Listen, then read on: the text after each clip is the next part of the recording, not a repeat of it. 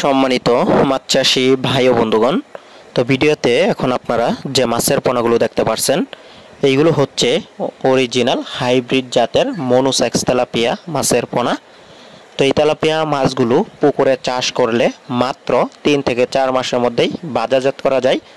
তখন কিন্তু এভারেজে 3টা কেজি থাকে।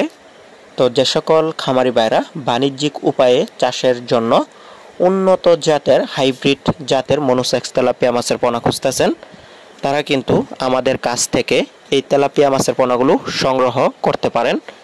এগুলো বড় সাইজের পোনা, 2 ইঞ্চি সাইজের পোনা দেখতে পাচ্ছেন আপনারা, এক সাইজের কোয়ালিটিফুল মাছের পোনা।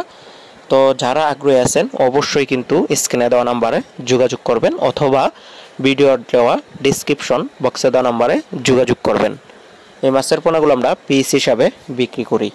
আপনারা যে কোনো মাছের সাথে একক অথবা মিশ্রভাবে কিন্তু এই হাইব্রিড জাতের মনোসেক্স তেলাপিয়া মাছ চাষ করতে পারবেন।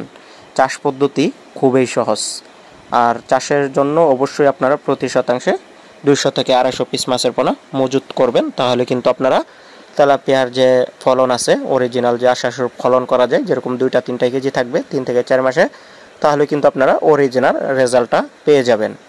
তো আরেকটি কথা হচ্ছে, আপনারা কিন্তু 28 দিন হরমোন ডোজ কমপ্লিট করা মাছের পোনাটাই ক্রয় করবেন যদি আপনারা মাছ চাষ করে স্বাবলম্বী হতে চান। তো সেজন্য আমরা গ্যারান্টির সহিত সারা বাংলাদেশ 64 জেলাতেই বিশ্বস্ততার সহিত এই মাছের পোনাগুলো হোম ডেলিভারির মাধ্যমে বিক্রি করে আসছি গত 10 বছর ধরে।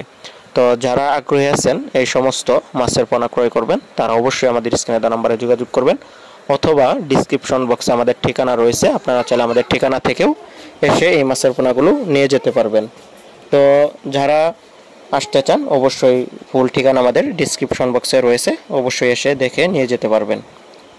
তবে আমাদের কাছে এখন সকল প্রকার মাছের পোনা আপনারা পেয়ে যাবেন। দেশি শিং, দেশি মাগুর, পাবদা, গুলশা, ভিয়েতনামি কই, ভিয়েতনামি শোল ইত্যাদি সকল প্রকার মাছের পোনা পাবেন একদম সুলভ মূল্যে।